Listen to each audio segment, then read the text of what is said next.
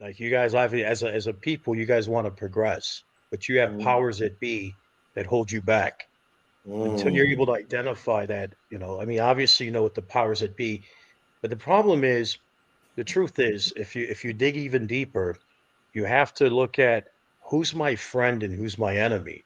Because a yep. guy, at the end of the day, I'll give you an example. I had a guy that was a black Muslim, and I didn't understand his position when he would tell me, don't talk to this person or that person, but I didn't understand his struggle in life.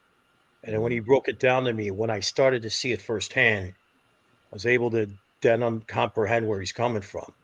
Yeah. Uh, and then he was able to break it down to me. And so at the end of the day, it's really like the problems that you guys are having, it's a lot of it's internal, and Hmm. and it's going to take generations to really heal, and then also externally, but you have to be cautious.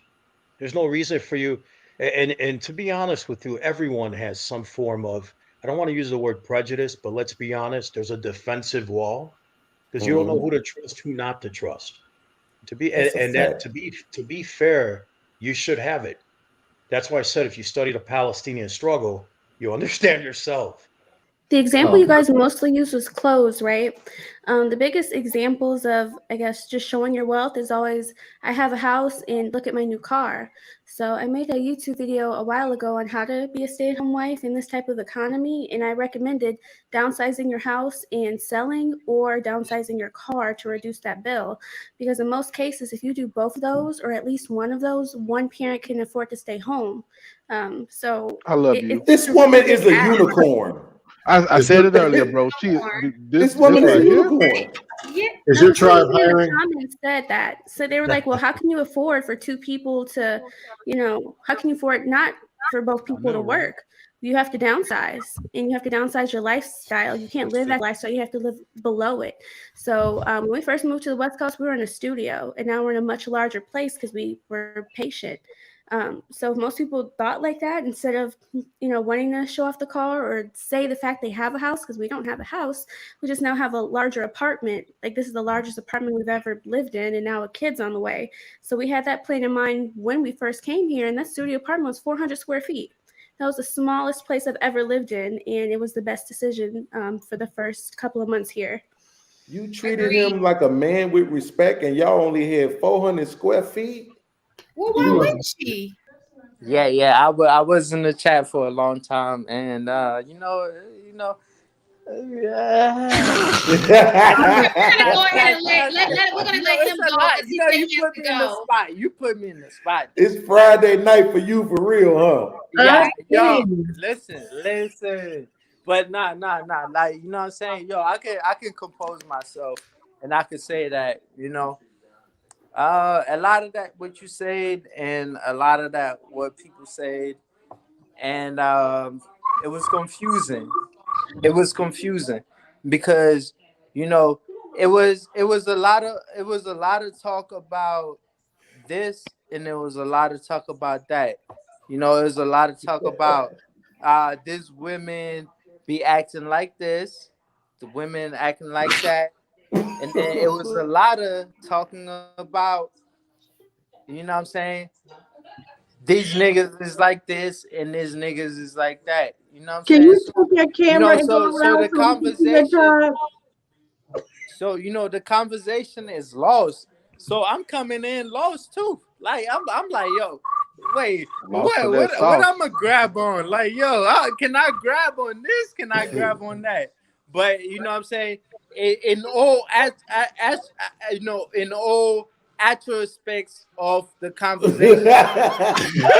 You What? can- you can you can you can laugh at what you want, Go but ahead, in sweetie. all Go ahead. aspects of the relation, you know what I'm saying? In all aspects of what you're talking about is that, you know, I feel like, because in, in difference between men and women, and or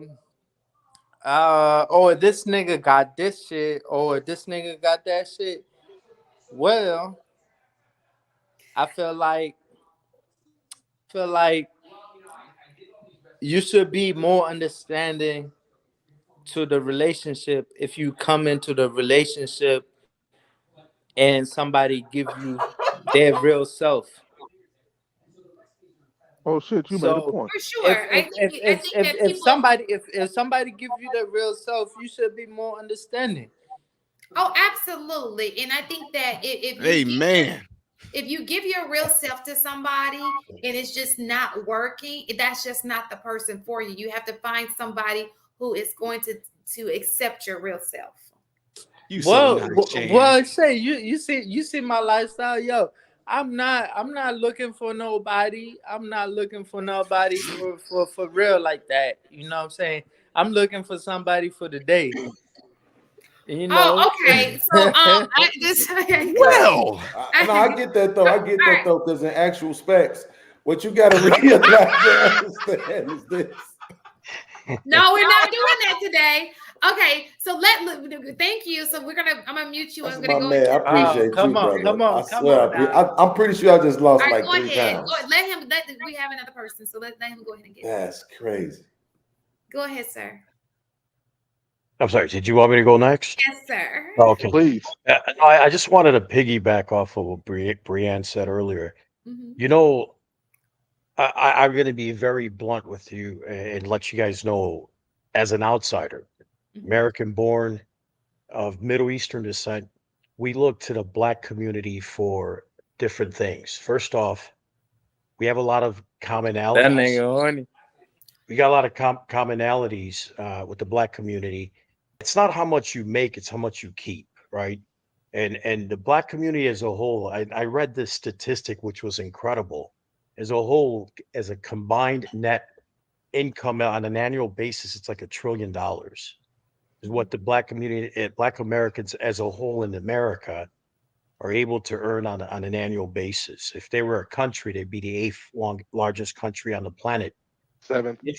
And that's a fact. And the interesting thing is, I know that statistic. I also know a lot of the other statistics. And the reason why is because there's a lot of commonalities. And we can look at the data over the last 50 to 100 years and try to speculate how what we can do differently, my community, right? Like people of my ethnic background, not necessarily community, but ethnic background. So I'll give you an example. In the 1950s, I think it was 1952 or 1954, 94% of Black families had both parents in the household, right? So you got to ask yourself, what's changed from that 1952 or 1954? And I do know what's changed, right? Like I look at the data and what's caused it. And the unfortunate reality is the Black community had a lot, they had a lot of outside forces working against them, not just outside, internal forces, right? And what I tend to look at, and I'll give you an example. Here's a statistic. I don't know if you guys are familiar with this statistic. Did you know there's more Black doctors in America than there are Black athletes? Yeah, I knew Interesting. that easily. It's Interesting, only right? like So yeah. why? I mean, so So you're not when you say doctors, let's just clarify doctors meaning MDs or not necessarily PhDs. of medicine. 'Cause a lot of people think automatically medicine, but a doctor No, of no, a PhDs. okay. There's more Black Americans with a PhD. I'm one of them. Right, exactly, right. And so I'm a first generation born American, and a lot of your role models are my role models. I'm also a Muslim. So, great example would be Malcolm X. I look at his life and everything that he said, it's 100% spot on. 100%. I mean, I read his autobiography. And so, really, at the end of the day, I look at a lot of the struggles that you guys are dealing with. We have the same issues ourselves, right? Colorism is a problem in our community. Believe it or not. Well, you guys don't know that. As you guys as outsiders don't know what's going on within our community. We have issues with color. I'm considered a person of color, believe it or not. You guys may not consider me but Bro, let me I lived in Lebanon for 2 years. I know, like I if seen I this. sit in the sun come summertime, I get a lot of color. I got melanin, right? And so bottom line is a lot of the issues that you have as a community, we have the same problem. We got colorism, we have divisions, we have victimization. We can go down the list, right? Now, when you start to put us all in the same category, you honestly don't know who you're dealing with. Some people, like I'm a Muslim, right? I'm of a certain ethnicity. But if you dig deeper, you start to understand what my position is. It's very common with the Black community in America. Then on the other side, we have what you guys refer to as Uncle Toms. we we got our share of Uncle Toms. I swear to God, you guys don't even know this. Like, if you were to dig deeper, do your research, you can then understand who your friend is and who your enemy is, internally in your community as well as externally. Right? And I'm not saying you should sit here tomorrow and see somebody that looks like me or might come from a similar background, assume he's your friend. That's not what I'm saying. But you have to be able to really dig deeper, do your research to know who you're dealing with. I think a lot of stuff that's come into fruition, you're 100% spot on with this supremacy shit that's in America. It's Thank real. you. It's alive and well, you know. And you guys are not a minority, you're a majority. Second largest majority in America. With 40 million black folks in America, that's a lot. There's only one, maybe if we're lucky, 1.5 million people of my ethnic background. Where are you And, from? Which country? I'm Palestinian. Oh yeah, y'all. If they Yeah, don't, so we're free just Palestine. like you guys. There's only 400,000 of us in America, and even among these people. So I'll break it down, make it simple for you guys. There's 4 countries that are same culture. It's Palestine, Syria, Lebanon, and then parts of Jordan. We're not considered purebred Arabs. I don't know if you know that. We only speak the language. It's like a person from Brazil. They may Urdu? they might know. It's like for example, a person from Brazil speaks Portuguese, Portuguese. but their ethnic background, they're not from Portugal. It's the same with us. We're so close to Egypt. Like I have 15% Egyptian DNA. You wouldn't know that unless I told you that. And you could see my features, and then you could, you can break it down. Anyway, that close proximity. Yes, we're the native people, but there's been some intermixing. Palestinians are a little bit more open-minded than Saudi Arabians or those purebred Arabs. Now, black people don't know that. I know that actually. But I got a joke for you. I know one thing. now you'll find. Don't get me wrong. You'll find black Saudi I Arabian. didn't. But we've been. I want to say this really quick to you, Morad, before I forget, because my memory is really bad. One thing I would say is, as far as the numbers go right now, we're being told that we are the third largest demographic. It's not to dispute you, but it's just to say that because the Hispanic community has risen up to about 60 million. So they are outnumbering us around probably about 14 to 18 million, depending on who you believe. With the borders right now. Yeah, right. So and I think they'll replace you guys. I read a book by Claude Anderson. That's the goal. You read a book written by Claude Anderson. I think it's called. I don't remember the title off the top of my head. Yeah. He said in 2015, if your community doesn't get it together, the Hispanics will replace you guys. That's the goal. And I also want to say peace be unto you. Likewise, brother. When you first came on the panel, I was scared. I thought you was about to hit me with the the red pill high value man talking points. Like, nah, listen, you niggas got to start making more money, and then your girls are acting right. But nah, you came up and you said some things that I don't usually hear when we're in this box. The fact that you are aware of Malcolm X and the fact that you understand and are aware of supremacy tactics and outside forces that infiltrate not only physically but spiritually and psychologically into the Black community, cause a lot of this division. The same genocidal and war tactics practiced around the world, where they instead of fighting them, they get the enemies to fight against themselves. And the Black family was a great enemy of this country. If you really want to study what's going on with Black people, study the Palestinians. Yeah. But you definitely came through. If you really listen, you can use them as you can use the data from the Palestinians to understand your situation. Everything from supremacy to victimization to power to. I mean, we can go down the list because you're a Palestinian, you just don't know it. Eminent domain. So wait a Eminent minute, you're domain. saying You know what right eminent domain is?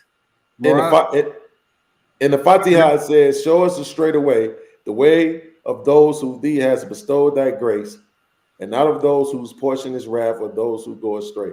So you're telling me those are you, those people are you. You're the Palestinians are the people who can show us straight away. Your people don't even know you're Palestinians. That's the problem, because you have a lot of the traits and the attributes of Palestinians. Like you guys, as a people, you guys want to progress, but you have powers that be that hold you back. Until you're able to identify that, I mean, obviously, you know what the powers that be, but the problem is, the truth is, if you dig even deeper, you have to look at who's my friend and who's my enemy. Because the guy, at the end of the day, I'll give you an example. I had a guy that was a black Muslim, and I didn't understand his position when he would tell me, don't talk to this person or that person, but I didn't understand his struggle in life. And then when he broke it down to me, when I started to see it firsthand, I was able to then comprehend where he's coming from. Yeah. And then he was able to break it down to me. And so at the end of the day, it's really like the problems that you guys are having, it's a lot of it's internal, and it's going to take generations to really heal, and then also externally. But you have to be cautious. There's no reason for you, and to be honest with you, everyone has some form of, I don't want to use the word prejudice, but let's be honest, there's a defensive wall, because you don't know who to trust, who not to trust. To be fair, you should have it. That's why I said, if you study the Palestinian struggle, you understand yourself, because you have two type of Palestinians.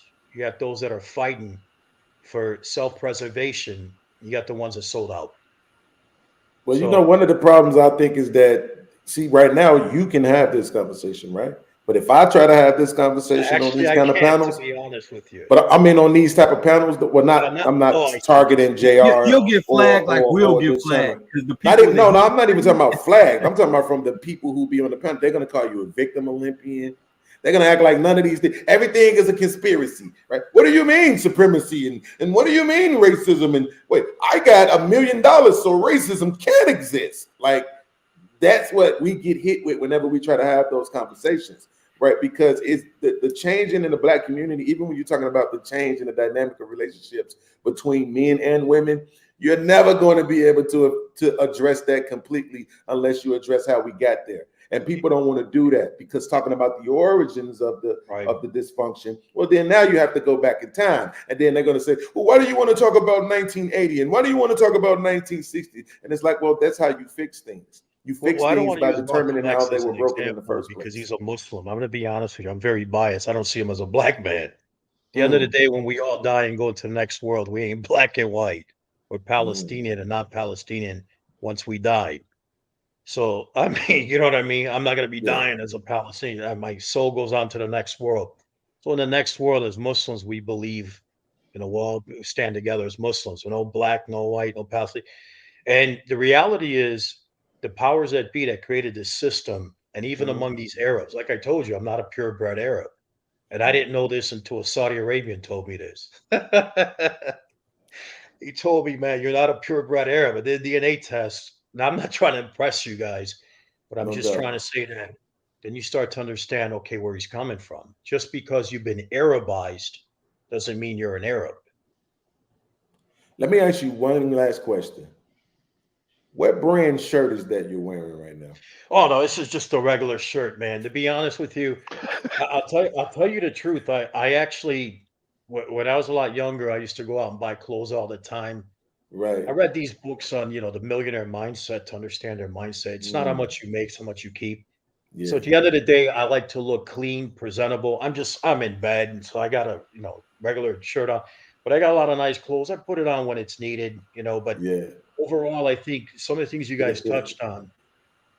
See, because that's the reason. Let me tell you the reason why I asked you, because this is what everybody on the panel already know, bro. Like, I like polos, right? But I don't want to give the polo company $80 for the same shirt I can give Aeropostale Right. The Aeropostale would be $13, right? So I go on Aeropostale and buy 9 of them joints and all kind of colors. But then when I go to the lake, it's like, dude, you wearing Aeropostale? I'm like, yeah, it's a store in the mall. So I think we glossed over one of the things that Mirage just said. I think that anybody that's watching this right now, I recommended it before. I don't know if y'all heard me before when I said it, but The Millionaire Mindset is an excellent book. They talk about the spending habits of the rich. And back to his original point, it's not what you make, it's what you can keep. If I made $100 million this year and I spent $101 million and you made $10, you're in a better financial position. When we grasp that concept, then we can move forward. You can't move forward spending everything you earn and then acquiring debt at whatever percent interest rate. It has to come through acquisition and then maintenance. It can't come from acquisition and then exportation. Most countries I'm not going to go too deep on this, but countries' debts are measured in what they export and what they import. Our communities export labor. We import a dollar, but we're at an extreme deficit. I'm talking about an extreme deficit. And until we can factor in and fix that, it's so multi-level and multi-layered and faceted within the problems within the community. It's really, really hard to just in a real short stream go down. But if I was to give a brief synopsis on how it would look to change those things, one, you acquire wealth, right? You maintain said wealth. Then you pump wealth into the community, be it home improvements, businesses, community organizations that employ people. Then from there, you can build from there, even if it's within a block. That's why I be so adamant on, if you have something and you can provide value, bring it to the people that are with you to provide that value. I know it might have not really fully translated when I was saying it because I didn't know how deep I can go and it would translate, but that's what I was speaking to.